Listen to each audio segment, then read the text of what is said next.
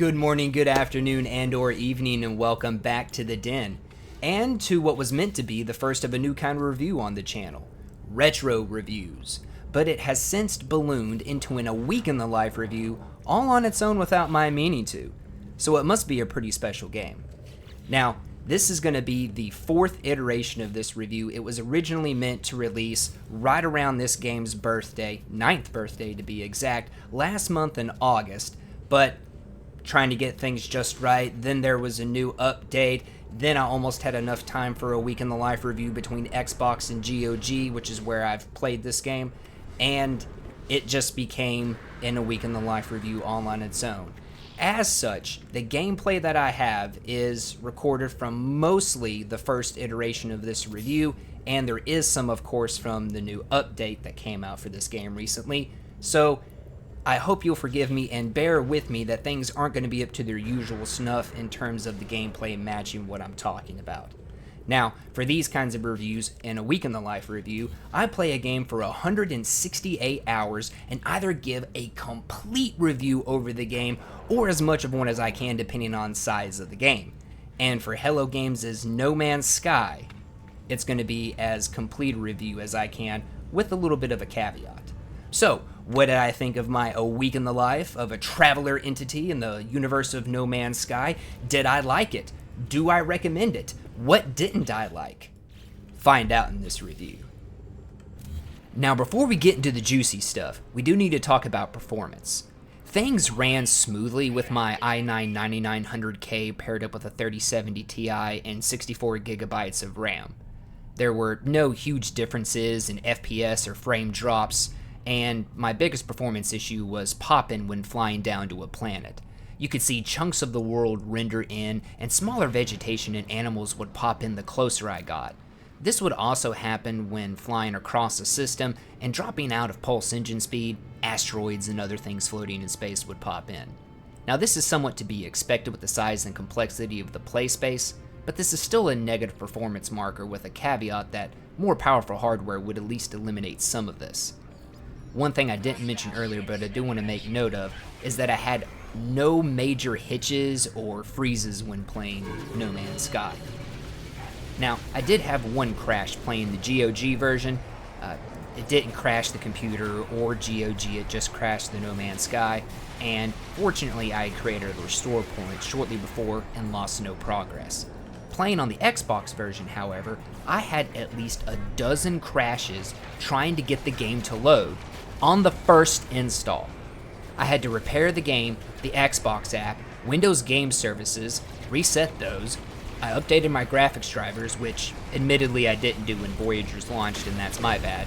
I updated Windows, uninstalled and reinstalled the game, and still couldn't get it to load through Xbox. I had to go into the file registry for the Microsoft Store and delete a cache file on top of all that just to get the game to load. And that doesn't even cover the issues trying to get the Xbox version to register adding a friend or being able to play with friends.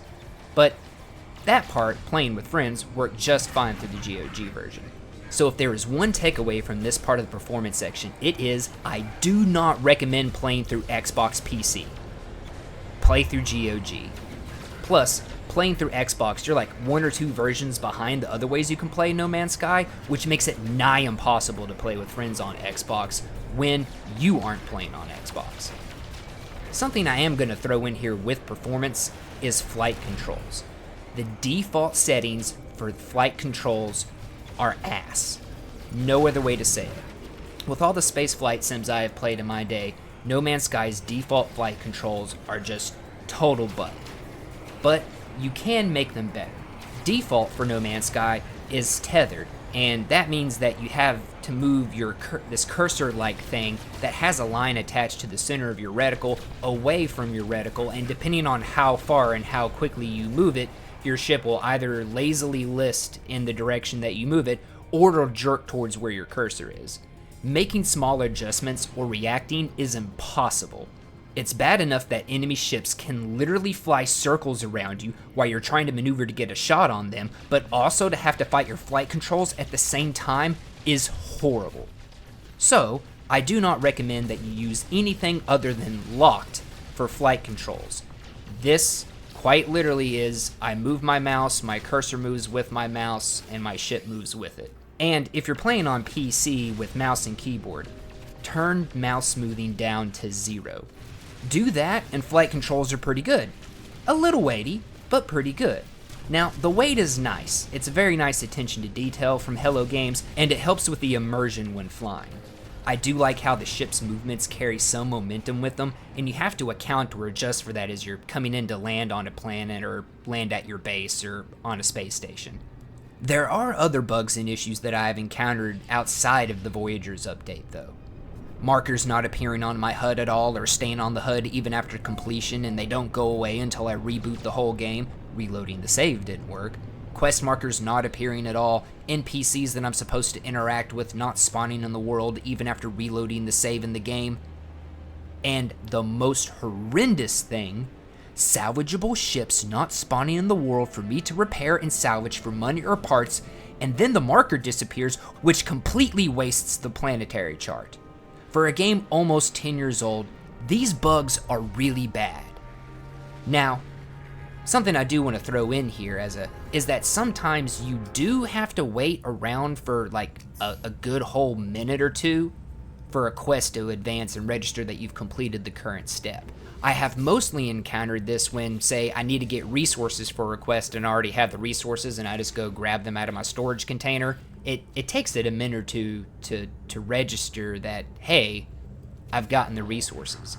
Now, if I have to go out, harvest up the resources, and come back, it registers perfectly on time. So just be looking out for that as well. That's not really a performance issue, that's not a bug, but it's just something I've noticed about the game, so do be aware of that. No Man's Sky is a game that ultimately I can recommend, even though it didn't start out that way. And that recommendation will come to a greater or lesser degree depending on what specifically about No Man's Sky that hooks you. It has great sound design, excellent ambience, multiple different gameplay systems and content loops for you to engage with, and even for someone like me who is only intentionally engaging with a small part of the game, you'll end up finding yourself engaging with multiple of these systems at once. It has easily the most exceptional playtime value out of any game that I have ever played, not only from its size. I mean, No Man's Sky has something like 18 quadrillion or 18 quintillion planets for you to explore, but also from the amount of content in the game. It has received excellent post-launch support, and even to today, over 9 years later, still regularly receives updates. And, of special note, it recently received a rather big content drop that, well, for a shipbuilding nerd like myself, is an excellent addition. Also of special note, No Man's Sky is both cross-play and cross-save, which is a dream for someone like me because I've been wanting this for so many games for such a long time. Now, No Man's Sky does have its issues. It isn't perfect, and some of those issues are bigger than others. But ultimately, No Man's Sky has become this game that I almost compulsorily have to engage with at the end of the day. I have to hop on here, and for something like 30 minutes, I need to pop on the headphones, pop some planetary charts, sit back, and just vibe out to the awesome ambience of No Man's Sky while I run around and try to salvage some ships, either to make some money or to get some more customization modules to make yet another custom starship. And I do recommend you regularly check GOG Galaxy for No Man's Sky, not only because it's DRM free there, which is wonderful, but because it regularly goes on sale on GOG. And whether you get it on sale or not, you are going to be very hard pressed to find a game that you will get better playtime value out of than No Man's Sky for the dollar. Now, something to keep in mind throughout this entire review is that I am a brand new player to No Man's Sky in 2025. I have no prior history or experience with it. And from everything that I had heard, it seemed like it would be a game right up my alley. It sounded like a sci-fi survival sandbox crafting type of game, really open world, open galaxy if you will, and you can even play with your friends and do co-op stuff pretty easy. So I gave it a try on stream. I was expecting to get hooked immediately. And after a few streams when I didn't get hooked, I was really confused. So I moved on to other things, but it kept nagging at me a little bit, right? So I figured I'd give it another chance when not streaming, just trying to make sure that making content with it didn't spoil things for me, because that's happened before. But let's start at the beginning. You get plopped down on a planet with a random biome, and each planet is a biome unlike any other survival game, which their maps are made up of multiple biomes, like 7 Days to Die, Ark, The Long Dark even, or Subnautica. You have a mixture of biomes on each map. 7 Days to Die is a really easy example because, you've got a winter biome, a wasteland, a desert, a forest, etc. No Man's Sky, each planet is its own biome. I've come across planets that are like these fiery, molten, volcanically active planets with firestorms raging across them. I've come across a planet that's really Earth-like, except for the creatures. You got grass and trees and rocks and water, but then you've got these ladybug-like creatures that just curl up on a ball and roll away from you, or you have these flying fish that spit this bluish-purple gas out as they fly around. Like I said, mostly like Earth. Now, I've also even found a planet that I call Sin Planet, playing off of Sin City because everything is monochromatic. It's like black, white, and gray, and then when the sun comes up or there's any kind of light source, it appears red. Now, while the names of harvestable resources does change from planet to planet, the actual materials gained from harvesting is mostly the same from planet to planet, with the only variations being larger resources deposits like copper, uranium, cobalt, phosphorus, things like that. And players are quickly introduced to the 6 main things that every player will be engaging with the most and on an almost constant basis. The exosuit, the multi-tool, the visor, scanner, the ship, and the base. And the base can come in more than one variety as you explore and advance. And of course, crafting. These tutorials are done via a series of quests or missions that can be tracked in the log. The log also subdivides quests into 2 categories so players can easily know whether they're working on a side mission or a main mission. This is wonderful. It's amazing how not all games do this. And this will come into play later. Now, out of the first things there I listed is the exosuit. This is you basically. You're always in your exosuit. And you do have to worry about charging your suit's hazard protection and life support systems, which takes the place of eating food and drinking water in survival games. The hazard protection allows you to explore all the various environments, and the life support, well, it keeps you alive. To a sci-fi nerd, this is a very nice touch. You can also upgrade the inventory and the technology slots to customize your exosuit with what utility you want.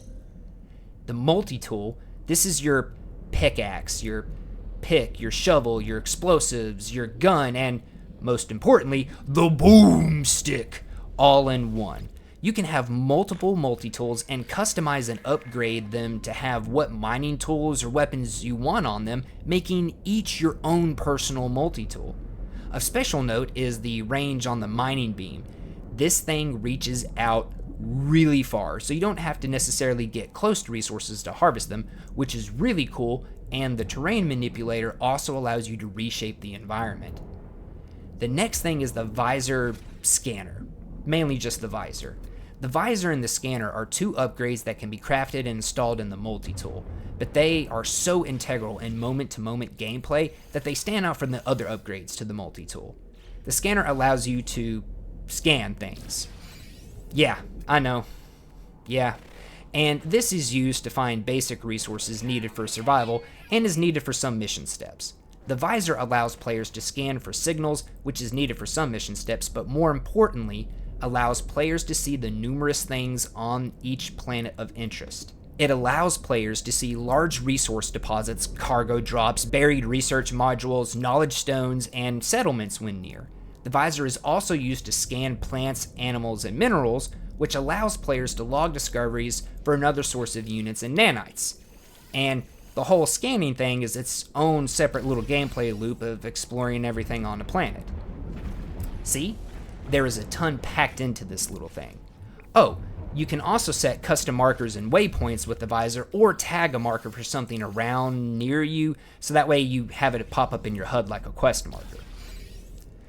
Your ship is your main mode of transportation and method of exploring. It has its own upgradable inventory like your exosuit and multi-tool, and you can install various weapons and or upgrades to personalize your ship to your desires.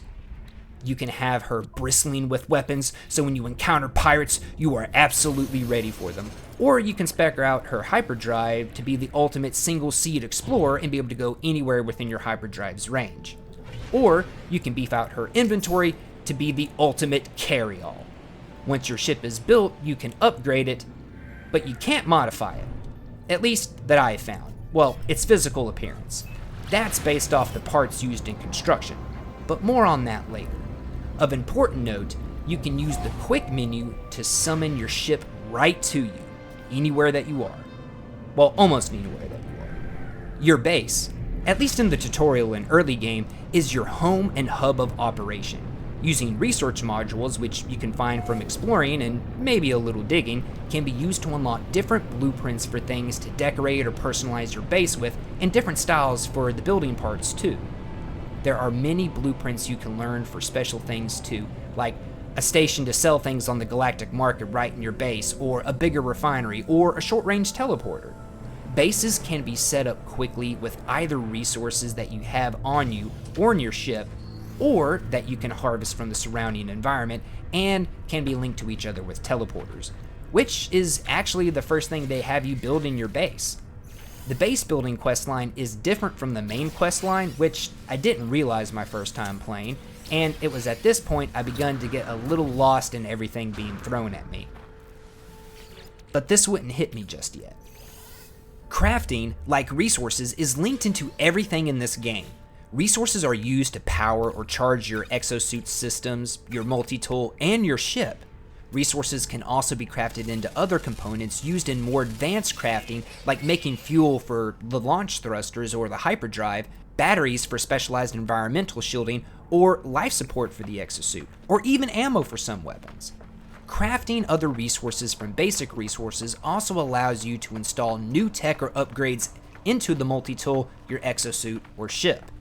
You will also need resources and crafting to complete some missions, upgrade your exosuit via planetary charts for an exosuit upgrade, or to repair salvageable ships you find from other planetary charts.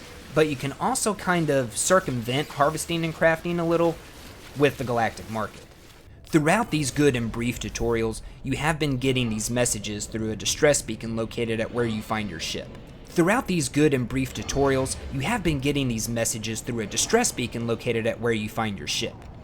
been leading you to get off planet and go to a new system with your newly restored hyperdrive and introduce you to Artemis. In this new system, the next steps lead you to your introduction to space stations and the anomaly, trying to locate where Artemis is, and eventually meeting a character named Apollo. Space stations are in most systems. I think I've come across one without a space station, and they are a hub for that system. You will find at least one member of each of the 3 alien species there, but mainly just one of them. You can learn new words to help in translating aliens, customize your appearance, get missions to increase your standing with the species that controls the system, sell things on the galactic market, exchange navigational data for planetary charts of various kinds, buy upgrade modules for your ship or suit or multi-tool, upgrade the tech or inventory of your ship or multi-tool or exosuit, and make new ships. You can also interact with the NPCs that dock at the station and trade with them if the galactic market terminal doesn't have what you need, or you can buy their ships off of them. And those tend to be expensive, but more on that later. There are other mission-specific objectives you will also have to use space stations for, but mainly you will use it to buy or sell stuff, upgrade something, teleport to another station or base, get planetary charts, or missions. At least, that was my experience. The Anomaly is a space station that you can summon to your current system, like your ship or freighter, but there is more to it. The main thing you will use the Anomaly for at first is the main mission to find Artemis, but you also quickly get introduced to a few of the amenities available on the Anomaly. There are vendors for currencies and things that come from expeditions.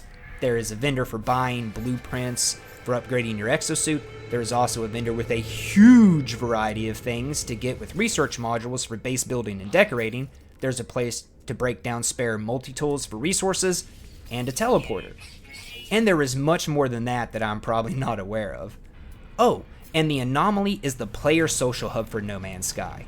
You can meet new or meet up with peeps, and you can even see their ships while they're docked there too.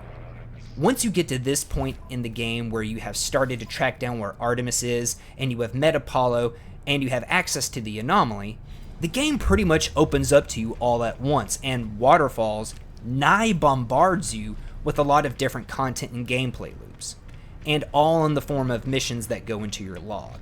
This is where I got overwhelmed, and after a few streams plus some time off stream, I decided to drop No Man's Sky.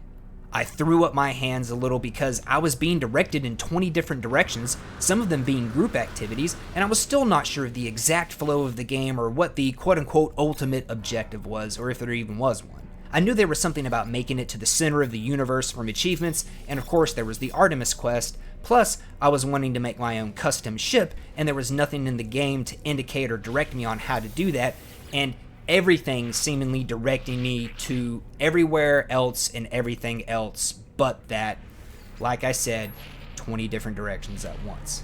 But No Man's Sky kept nagging at me in the back of my mind. Even after I quit streaming it, I don't know, there was just something about it. I had to try again. Again, all these things I had heard from friends that made me think I would love this game, but it didn't hook me, even after a few streams. So I decided to play completely off stream, and I started playing on Xbox as well as GOG at this point. And I tried to continue with some of the missions. I also began to experiment lightly with trying to find salvageable ships and planetary charts and venturing out into the galaxy a little bit more. I was working on one of the 3 quests at the top of the log, or so I thought, but I was actually working on a side quest for Apollo that unlocked an overseer for my base, which unlocked more side quests to unlock more overseers, which brought even more side quests, which filled up my log with more and more stuff and pulled me in more and more different directions. Just to stop here for a minute, this is a very bad thing for a new player to a game. You want at least some clear direction for players to provide some sense of progression in a very open game like this, and not just a giant list of boxes to check off.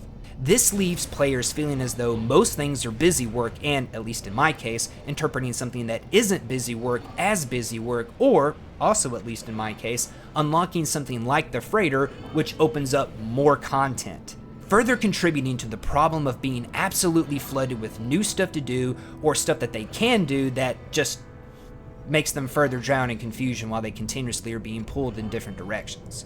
Yes, the quest log does separate things between the 3 primary and the 3 secondary, but that's still 3 different primary quests. There needs to be something a little bit more to give a bit more direction to new players. And this is compounded by a cool feature that I love now, but hated in the beginning, the mission reminder at the bottom right corner of the screen. This displays progress across various missions you have in your log, helping you to keep track of things without having to go into your menus too often. It will also display reminders and tips, like when your launch thrusters get low on fuel, or if you are missing an item to craft something. But this only throws more at a new player more quickly, either distracting them or getting them to work on another mission, like what happened to me, than the one that they are intending to. Pair that with bugs mentioned earlier, and it can be rough to get your direction as a new player, even for one familiar with these kinds of games. And here is where I threw up my hands again. Abandoned all the quest lines and only popped planetary charts to find ships for parts to make my own personal custom ship. I did have a hauler that I salvaged and fully repaired, but I wanted my own. I quickly learned that if I got an abandoned building, an observatory, or a crashed freighter, I could not complete those and would only get distress beacons from the planetary charts after that. Oh, and this sped things up so much for me. Very soon after dedicating myself to this loop, I had amassed quite the pile of units and nanites from the grind. This is when I remembered I could buy traders' ships and began to incorporate that into the grind. Then I began to hop around to other systems I had already visited to see what kinds of ships or parts I could get there. Rinse, wash, and repeat. It was nice to just turn my brain off and listen to the sounds and ambience while grabbing 2 to 4 salvageable ships from a planet at the end of the day, taking them to a local station for parts or money, and maybe buying a trader ship while at the station. Then I would buy a reactor when I was ready and make a new custom ship, which I have probably made way too many of thus far. And that is where the grand majority of my week in the life of a traveler in No Man's Sky went. Now that does seem like a very small part of what all No Man's Sky offers, and it is, but I ended up interacting with much more of the whole than you'd think. I had to harvest resources to craft what I needed to make fuel for my ship, repair and salvage ships, as well as charge my exosuit and multi-tool. I would sell salvageable scrap and stuff on the galactic market at space stations. Well, till I'd found enough research modules at the distress beacon sites to unlock a station for my base at the anomaly, which would also lead me to buy some things here and there for convenience because I had so many units, nanites, or research modules. On a few occasions, I even bought some craftable things at one station and sold them for profit at another. I would refine resources for more advanced resources, like ferrite dust to pure ferrite or sodium to sodium nitrate. When I would get low on planetary charts and navigational data, I would clear out the other POIs from the planetary charts and inevitably find some other beacons or POIs on the planet on the way, where I would get more navigational data, or I would get more talking to different aliens at trading posts or other space stations. This was pretty common because each system I went to, I ended up setting up a base so I could teleport to save myself warp cells, and I would always make a trip to expand my knowledge of each alien language at the space stations. I would also search nearby to the distress beacon locations for knowledge stones or research modules, certain resource deposits, and I would also try to scan things to flesh out my scans for planets. There were also random events that would crop up as I went, things like a bounty target coming into the system and upon killing the bounty target getting a nice sum of units, or a pirate raid on a nearby inhabited structure. This would occur most often when I was at an observatory, and I would get some things I could sell and some standing with the race governing the system. Or another ship pulling alongside to trade some less than legal goods, and even one time, a pirate dreadnought. Now, unfortunately, I was not recording when this happened, and again, I apologize about the lack of relevant footage, but when this thing came in, it was a huge capital ship, much bigger than the Sentinel frigates I had escaped multiple times before, and it immediately began attacking this fleet nearby with missile barrages. I turned my newly constructed Corvette towards the battle, and after taking out a wave or two of missiles, I was directed to take out the Dreadnought's shields, and had to take out the generators before the shields themselves. Then, after another wave of missiles, I was taking out turrets and damaging the hull when I was directed to take out the hyperdrive, and misinterpreted where the objective marker was, and lost a big chunk of time to taking out more missiles and shooting the wrong spot on the Dreadnought. By the time I realized my error and maneuvered to take out the hyperdrive, the Dreadnought warped out of there, and the encounter was over. I am kinda sore about this because I feel like if I had taken it out, I would have done something really cool and awesome on my first try while figuring it out. But I say all of that to illustrate how you will engage with far more of No Man's Sky than you intentionally mean to. Hello Games did a stupendous job with weaving all of the various aspects of the game together so well. Something else that resulted from all of this is that I realized in my first two iterations of this review, which were framed around No Man's Sky being a survival game primarily, that No Man's Sky is so much more than a survival game. The survival aspects are pretty much non-existent outside of the exosuit, and paired with the economy system, the space stations, trading outposts, pirate attacks, and especially that Dreadnought encounter, No Man's Sky is much more of a space empire sim than a survival game, and now, after more than a week in the life, it is much more akin to the X Games series, with X3 Reunion being the one I cut my teeth on and have played the most, than a survival game incorporating all these other little aspects into it. In one sentence, No Man's Sky is the 5-year mission of Star Trek, without all the things that are unique or specific to Star Trek, and letting me live my own 5-year mission, or at least a week of it, is how No Man's Sky hooked a new player in 2025. Something I do not know how to illustrate well is how much of the game I am not engaging with intentionally, because there is so much of the game that I haven't checked out or am even aware is something in the game. I know this is unusual for a week in the life review because I usually ring out all aspects of the game for this kind of review, but the more other things that I begin to engage with, the more I discover of the game that I didn't know about before, and I'm not even sure if I even am capable of reviewing No Man's Sky in its entirety. There is that much here, and after 9 years, well, No Man's Sky sets the bar, I'm pretty sure at least, of what post-launch support and update quality should be. Not too many devs out there do. I didn't know where else to fit this in, so I'm getting it in here at the end. The menus and UI are laid out very well. The inventories are separate from the codex menus, quest log, and settings menus, which are grouped together. You also have a quick menu that you can use to call in your ship or another ship, refuel or recharge subsystems, change your current multi-tool if you have multiple, and change your POV from first person to third person either on foot or in a ship. But they aren't perfect.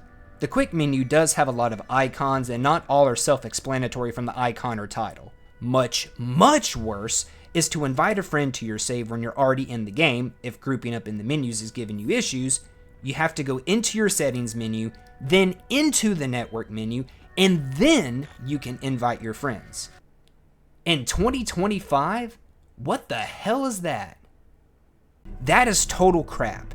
Inviting friends is buried in a settings menu, within a settings menu, within a tab of the game menu. Hello Games, from the only update to the game since I have played being the Voyagers update, y'all can do better than that. But I'm also not going to hold my breath seeing as how No Man's Sky is over 9 years old and this is a thing. The Corvette class of ship came in the latest update, Voyagers. Aha! Insert Star Trek reference. Sorry. And is the marquee thing of the update. This is a new class of ship that you not only customize the way you want, but also build the way you want from different pieces or modules, allowing you to make something much more personalized or customized than any other ship in the game. You can even rearrange and adjust the layout after it is built. Also, the Corvette is the only class of ship that I have found that can hover in place anywhere, and you can step away from the pilot seat while it's in flight, allowing you to roam your ship while the autopilot takes you to where you want to go, or so you can teleport from the ship down to the planet without having to land and use fuel. The Corvette is also your base on your back. While the freighter is a mobile base that you can move with you system to system, or you can build a quick base on whatever planet you go to, the Corvette literally allows you to take your base with you by having storage stations that link into your base storage instead of having to travel back to your base or a space station or back into orbit to dock with your freighter. Outside of that, the Corvette doesn't really add anything. I mean, even being a base on your back, it doesn't really add anything. You can build bases very easily with resources from the environment or that you have on you, and you already have a mobile base in the freighter, so the Corvette being a base on your back isn't really a value add, even from a convenience standpoint. It is cool, but it doesn't really add anything. And come to think of it, outside of the expeditions you launch from the freighter, which I haven't done any of those yet, I'm not sure what else the freighter is for besides a mobile base or just another inventory. But the Corvette does bring lots of bugs with it. So far, I have encountered the Corvette acting like it has collided with something when flying in an atmosphere. Fortunately, I haven't had any fatal crashes yet, and this also happens when exiting the atmosphere of a planet. Now, this particular bug has been helpful on occasion because sometimes when it collides with nothing while leaving the atmosphere and entering orbit, this slings me around the planet various distances, and twice has slung me right over where I wanted to go, saving me tritium even though I have an abundance. A cool effect of the bug, sometimes the teleporter says it's not able to teleport me down to the planet because the landing site is obstructed or something, but then the return teleporter is on the planet and it lets me teleport back up. Sometimes the teleporter will let me teleport down but not back up to the ship, and I have to call it in to land. Kinda weird, but those two particular issues did lead me to discover, and this is the cool thing, how fun it can be to hover really high up over where I want to land, open up the back hatch, and jump out. Building two Corvettes has been an awesome treat. And now I am really glad that I pretty much just salvaged ships for money or parts, because of the little fortune I had built up got blown buying the parts to make my 2 Corvettes. Now I just need to figure out the trading thing so I can get some parts other than the basic ones. All in all, while it does bring its issues, and the Corvette being a base on your back really isn't all that, it really isn't a value add, it doesn't really add anything that we didn't have before. Now I just need to figure out the whole trading thing so that way I can get some parts other than the basic ones. Overall, the update is a really awesome update. It brings a new class of ship, even though that ship doesn't really kind of add anything, like it's not really a value add, right? Because we already have other ways to have a mobile base or build a base really quickly, but it is cool. And even though it does bring its own whole new sets of bugs, it's still a great class of ship. And for a shipbuilding nerd like myself, I've just been having a ton of fun building and rearranging my Corvette, adding parts, taking away parts, trying to make it look just the way I want while having all the functionality that I want to. Again, it was a good update. And with the excellent post-launch support that I mentioned earlier, I'm sure No Man's Sky is going to smooth out those bugs. And that's all I've got on No Man's Sky. I do hope you found my A Week in the Life, my thoughts, my impressions, the time I spent in game, and my experience informative at the very least. So before you go, make sure to hit the like button. It really helps out these kinds of reviews, and if you know anybody that's thinking about getting into No Man's Sky for the first time or returning to the game after a long break, be sure to share this review with them, you know?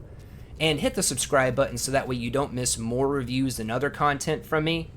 And while you're down there, make sure to leave a comment. What do you think of No Man's Sky? What should I try chasing after next? What else should I engage with? What do you think of the Voyagers update? Are you having as many bugs and issues as I've been having? How do you like the Corvette class of ship? Be sure to let me know in those comments down below. And I do want to say thank you very much for tuning in and watching this entire review. Again, it was the 4th iteration of it, and I wasn't expecting for it to become an A Week in the Life review, so I want to say especially thank you, thank you, thank you. But most importantly, have a wonderful rest of the day. Thanks, guys, and I'll see you in the next one.